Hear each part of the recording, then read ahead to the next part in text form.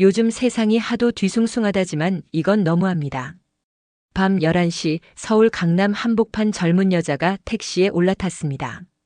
그런데 그 뒤를 따라 탄 남자 둘이 갑자기 뒷좌석에서 여자를 위협하기 시작했죠. 그 택시기사요? 그냥 평범한 기사인 줄 알았습니다. 그런데 그 사람 한때 특수부대 요원이었답니다. 한마디 없이 그가 팔을 걷는 순간 조폭은 얼굴을 가리며 뒷문으로 기어나갔다네요. 그게 시작이었습니다. 밤거리의 영웅이 다시 깨어났고 서울 한복판에서 어느 조폭 조직이 통째로 무너졌습니다. 하지만 이건 단순한 액션이 아닙니다.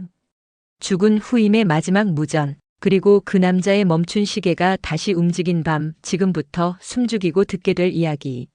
절대 마지막까지 놓치지 마세요.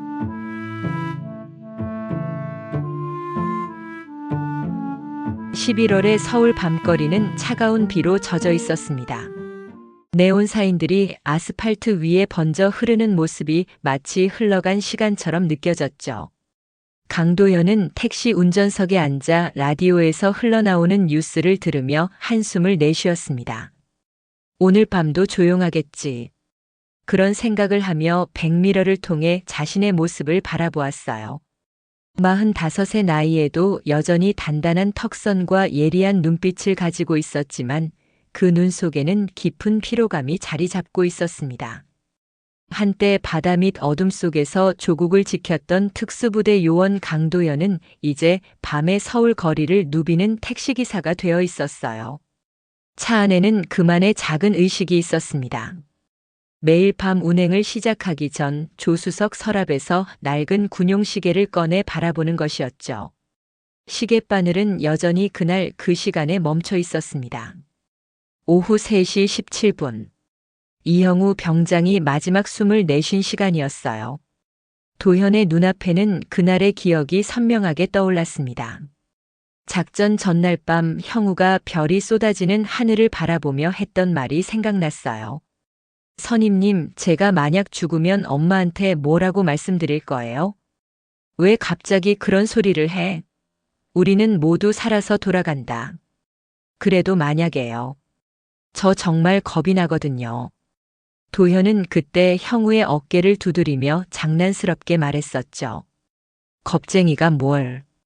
내가 죽으면 내가 너보다 먼저 죽는다는 뜻이니까 그런 일은 없을 거야.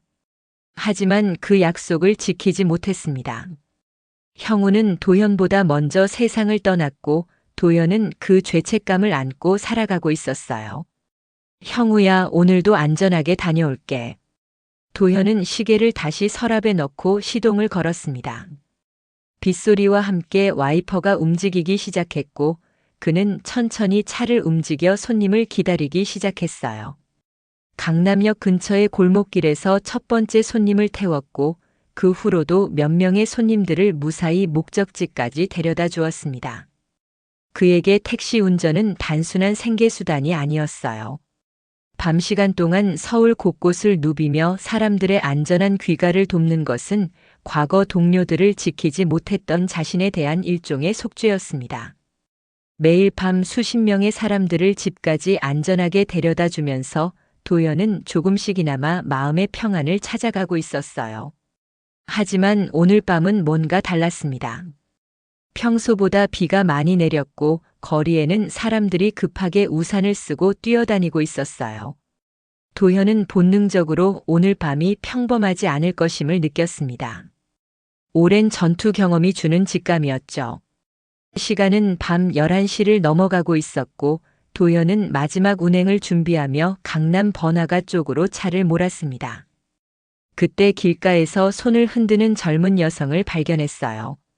정수연이라는 이름을 가진 28살의 회사원이었는데 그녀의 표정에는 평범한 퇴근길과는 다른 긴장감이 역력했습니다. 정수연이 택시 뒷문을 열고 들어올 때부터 도현은 그녀의 상태가 심상치 않다는 것을 알아챘습니다. 평소 손님들과는 달리 그녀는 계속해서 뒤를 돌아보며 불안해하고 있었어요. 손은 미세하게 떨리고 있었고 숨소리도 거칠었죠. 도현은 백미러를 통해 그녀의 모습을 조심스럽게 관찰했습니다. 어디로 모실까요? 마포구 상암동으로. 빨리 좀 가주세요. 정수연의 목소리에는 간절함이 묻어 있었어요. 도현은 더 이상 묻지 않고 차를 출발시켰습니다. 하지만 몇 분 지나지 않아 또 다른 손님들이 손을 흔들었죠. 두 명의 남성이었는데 술에 취한 듯 비틀거리면서도 강압적인 태도로 택시를 세웠습니다. 도현은 이미 손님이 있다고 거절하려 했지만 그들은 이미 문을 열고 들어와 버렸어요. 양기태와 그의 부하였는데 둘 다 정수연을 보자마자 의미심장한 미소를 지었습니다. 도현은 즉시 상황을 파악했죠. 이들이 정수연을 쫓아온 것이라는 걸 말이에요. 아가씨, 왜 혼자 도망가려고 그래? 우리랑 재미있게 놀자고. 양기태의 말투는 협박에 가까웠습니다. 정수연은 몸을 더욱 구석으로 움츠렸고 도현은 백미러를 통해 그녀의 공포에 질린 얼굴을 봤어요. 그 순간 도현의 머릿속에는 과거의 기억이 스쳐 지나갔습니다. 이형우가 위험에 처했을 때 자신이 보호하지 못했던 그 순간 말이죠. 차 안의 분위기는 급속도로 험악해졌습니다.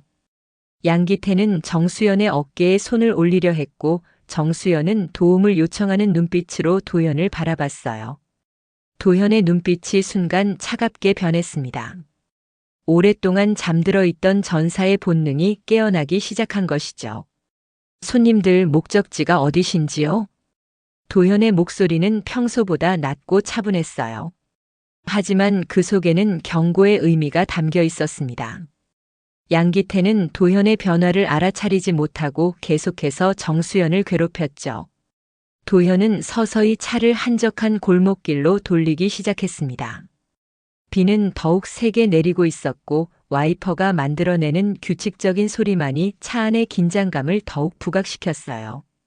도현은 적당한 장소를 찾고 있었습니다.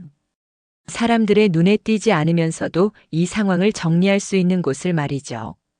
그의 손은 이미 핸들을 꽉 쥐고 있었고 몸의 모든 근육은 임전태세를 갖추고 있었습니다. 도현은 차를 인적이 드문 공업지대의 골목으로 몰았습니다. 가로등 불빛도 희미한 이곳은 그가 상황을 정리하기에 적절한 장소였어요. 엔진을 끄자 빗소리만이 정적을 깨뜨렸죠. 양기태는 여전히 정수연을 괴롭히는 데 집중하고 있어서 도현의 의도를 눈치채지 못했습니다. 왜 여기서 세웠어? 빨리 가라고. 양기태가 짜증스럽게 소리쳤지만 도현은 대답 대신 조용히 차문 잠금 장치를 작동시켰어요. 찰칵 소리와 함께 모든 문이 잠겼고 그제야 양기태와 그의 부하가 뭔가 이상하다는 것을 깨달았습니다. 도현은 천천히 몸을 돌려 뒷좌석을 바라봤어요. 그의 눈빛은 과거 특수부대에서 적을 마주했을 때와 똑같이 차갑고 날카로웠습니다. 오랫동안 잠들어 있던 전사의 본능이 완전히 깨어난 순간이었죠. 아가씨, 밖으로 나가세요. 도현의 말에 정수연은 당황했어요. 문이 잠겨 있었거든요. 하지만 도현이 운전석에서 잠금을 해제해주자 정수연은 재빨리 차에서 내렸습니다. 이제 차 안에는 도현과 두 명의 조폭만 남았어요. 양기태가 뭔가 말하려는 순간 도현의 머릿속에 형우의 목소리가 들려왔습니다. 선임님, 약한 사람들을 괴롭히는 놈들이 제일 싫어요. 그런 놈들은 혼내줘야 해요. 형우가 훈련소에서 했던 말이었어요. 그 순간 도현이 먼저 움직였습니다. 전광석화 같은 속도로 뒷좌석으로 몸을 돌리며 양기태의 목을 조였어요. 이것은 형우가 배우고 싶어 했던 제압술이었습니다. 정확한 혈관 압박으로 양기태는 순식간에 의식을 잃었고 옆에 앉아있던 부하도 도현의 팔꿈치에 명치를 정확히 가격당했죠. 모든 것이 30초도 걸리지 않았어요. 도현은 침착하게 차에서 내려 정수연에게 다가갔습니다. 그녀는 여전히 겁에 질린 표정이었지만 도현의 눈빛에서 믿음직함을 느꼈어요. 이제 안전합니다. 집까지 데려다 드릴게요. 정수연은 고개를 끄덕였지만 여전히 혼란스러워했어요. 도현은 차 안에 두 사람을 깨운 후 차문을 열어주었습니다. 양기태가 정신을 차리자 도현이 조용히 말했죠. 다시는 이 근처에서 이런 짓 하지 마세요. 다음엔 이렇게 조용히 끝나지 않을 거예요. 양기태는 도현의 차가운 눈빛을 보며 뭔가 말하려 했지만 결국 아무 말도 하지 못하고 부하와 함께 골목을 빠져나갔어요. 정수연을 안전한 곳으로 대피시키며 도현은 속으로 중얼거렸어요. 형우야, 이번엔 제대로 지켰다. 도현은 정수연을 집까지 무사히 데려다 준 후 혼자 남은 차 안에서 깊은 한숨을 내쉬었습니다. 오랫동안 잠들어 있던 자신의 또 다른 모습이 깨어난 것 같아서 복잡한 심경이었어요. 양기태는 그날 밤의 굴욕을 잊을 수 없었습니다. 평생 누구에게도 당해본 적 없던 그가 한 명의 택시기사에게 완전히 제압당한 것이죠. 부하들 앞에서 체면이 구겨진 것은 물론 자신의 자존심까지 짓밟힌 기분이었어요. 그는 복수를 다짐하며 도현에 대한 조사를 시작했습니다. 며칠 후 양기태는 자신의 정보망을 동원해 도현의 정체를 파악했어요. 강도현 전직 특수부대 출신이라는 사실을 알게 된 순간 그의 분노는 더욱 커졌습니다. 평범한 택시기사가 아니라 군 출신이었다는 것이 그에게는 더욱 치욕스럽게 느껴졌거든요. 이 새끼가 군대 나와서 택시나 끌고 있다고. 재미있네. 양기태는 부하들에게 도현의 일거수일투족을 감시하라고 명령했어요. 그의 집 주소, 평소 운행 경로, 생활 패턴까지 모든 것을 파악하기 시작했습니다. 복수는 철저하게 계획되어야 한다고 생각했거든요. 한편 도현은 평소와 다름없이 택시 운행을 계속하고 있었어요. 그런데 며칠 전부터 정수연이 자꾸만 생각났습니다. 그날 밤 그녀의 무서워하던 모습이 마음에 걸렸거든요. 혹시 또 다른 위험에 처하지는 않았을까 하는 걱정이 들었어요. 하지만 동시에 뭔가 이상한 낌새도 느끼고 있었습니다. 누군가 자신을 지켜보고 있다는 느낌이 계속 들었거든요.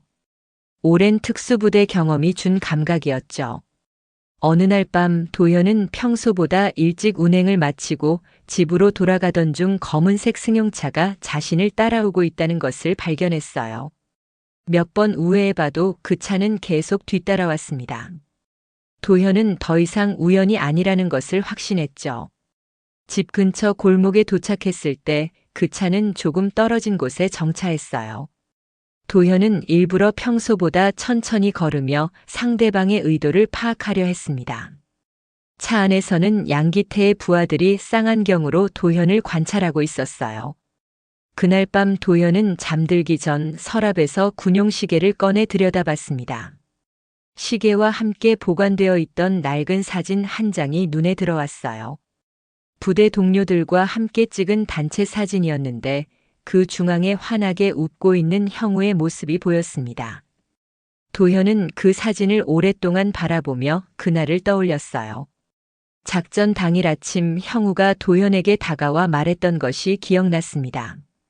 선임님, 오늘 작전 끝나면 제가 좋아하는 여자 이야기 들어주실 거죠? 그래, 그 이야기 꼭 들어줄게. 대신 무사히 돌아와야 한다. 약속이에요. 형우는 그렇게 말하며 장난스럽게 경례를 했었어요. 하지만 그 약속은 영원히 지켜질 수 없게 되었습니다. 폭발이 일어났을 때 형우가 마지막으로 무전기에 대고 한 말도 선명하게 기억났어요. 선임님, 미안해요. 제가 실수했어요. 엄마한테 사랑한다고 전해주세요. 도현의 눈에 눈물이 맺혔습니다. 형우야, 이번엔 내가 실수하지 않을게. 너처럼 순수한 사람을 지키지 못한 죄는 다시 짓지 않을 거야. 평화로운 일상이 다시 흔들리기 시작했지만 이번에는 도망치지 않을 생각이었어요. 오히려 이 기회에 양기태와 그의 조직이 얼마나 썩어 있는지 제대로 파악해 보기로 마음먹었습니다. 전사의 본능이 그에게 더 큰 싸움을 준비하라고 속삭이고 있었거든요. 도현은 양기태 일당의 감시가 계속되는 것을 확인한 후 예전 동기였던 장지수에게 연락을 취했습니다. 지수는 현재 서울 강남경찰서 강력반에서 근무하고 있었어요. 둘은 오랜만에 한강 근처의 조용한 카페에서 만났습니다. 도현아, 정말 오랜만이다. 그런데 왜 갑자기 연락을? 지수는 반가워하면서도 도현의 진지한 표정을 보고 뭔가 심각한 일이 있다는 것을 직감했어요. 도현은 최근에 있었던 일들을 차근차근 설명했습니다. 정수연을 구해준 일부터 양기태의 감시까지 모든 상황을 털어놨죠.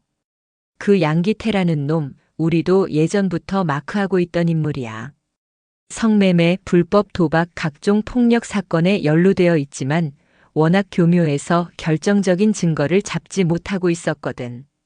지수의 말에 도현은 더욱 관심을 보였어요. 단순한 개인적 복수가 아니라 사회 정의를 실현할 수 있는 기회가 될 수도 있겠다는 생각이 들었거든요.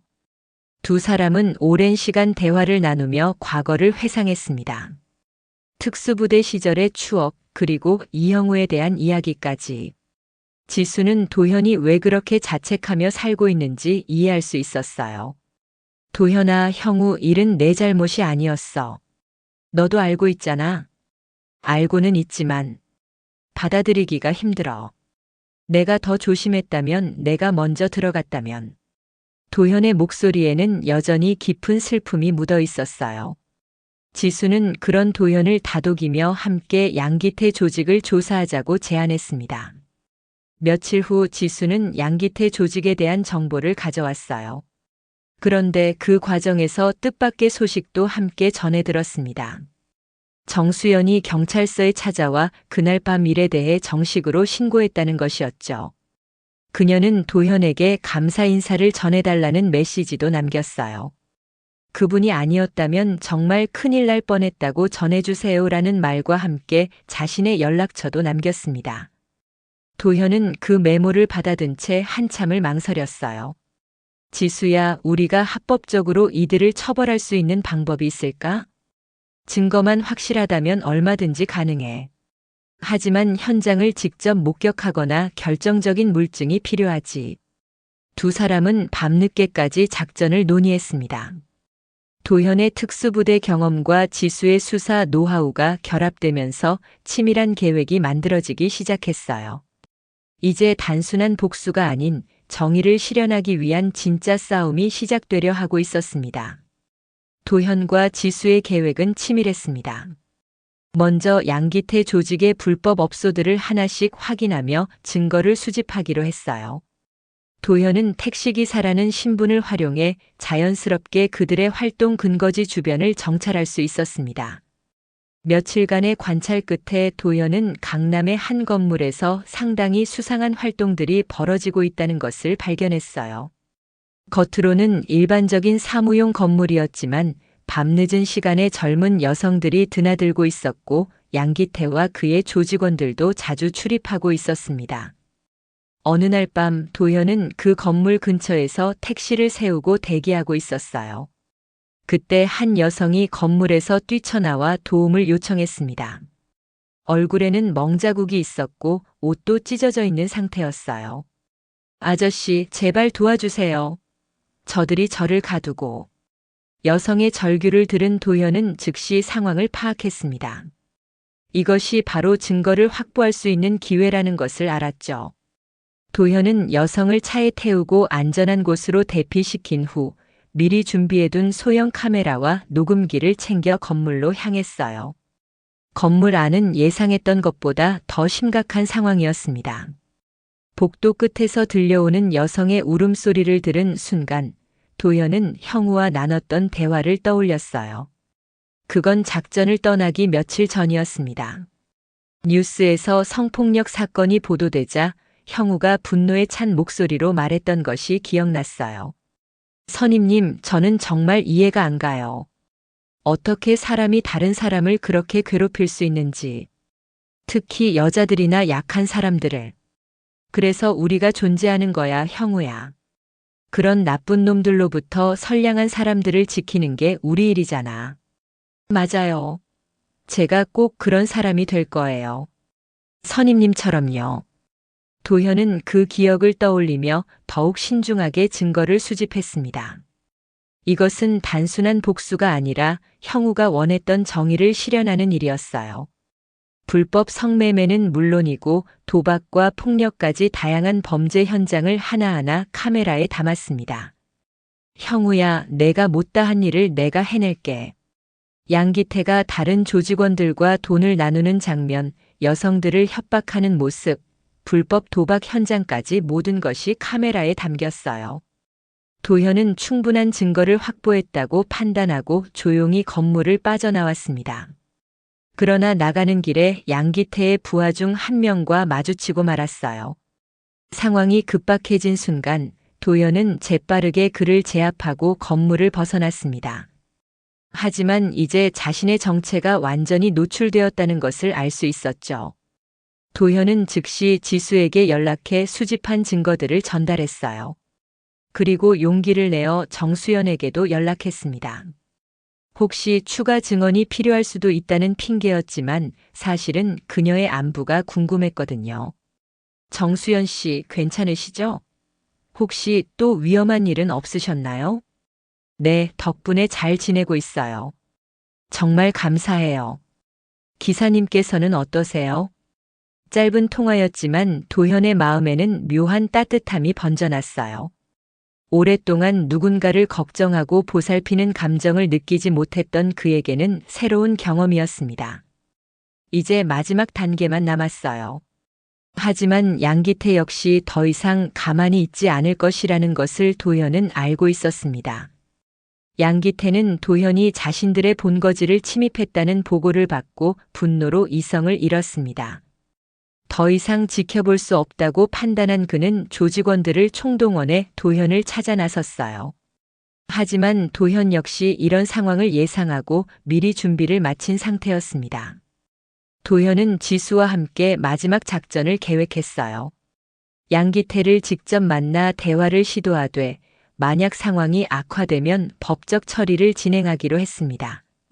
모든 증거는 이미 경찰에 전달된 상태였고 양기태가 도현에게 어떤 해를 가한다면 즉시 체포영장이 발부될 예정이었어요. 그날 오후 정수연에게서 연락이 왔어요. 곧 모든 게 정리될 거예요. 그래도 조심하세요. 기사님께 무슨 일이 생기면 안 되거든요. 정수연의 진심 어린 걱정이 도현의 마음을 움직였어요. 누군가 자신을 걱정해준다는 것이 이렇게 큰 힘이 되는지 처음 알았습니다. 그날 밤 양기태와 마주했을 때도 도현의 마음에는 정수연의 목소리가 맴돌았어요. 그는 양기태가 자주 출입하는 유흥업소 앞에서 기다렸습니다.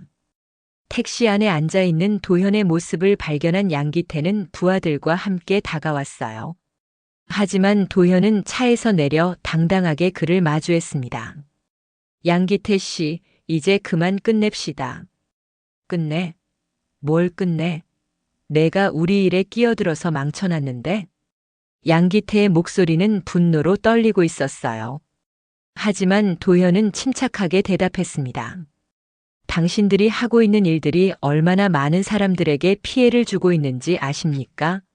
이제라도 자수하면. 대화는 오래가지 않았어요. 양기태가 갑자기 주먹을 휘두르며 도현을 공격했고 그 순간 모든 것이 시작되었습니다.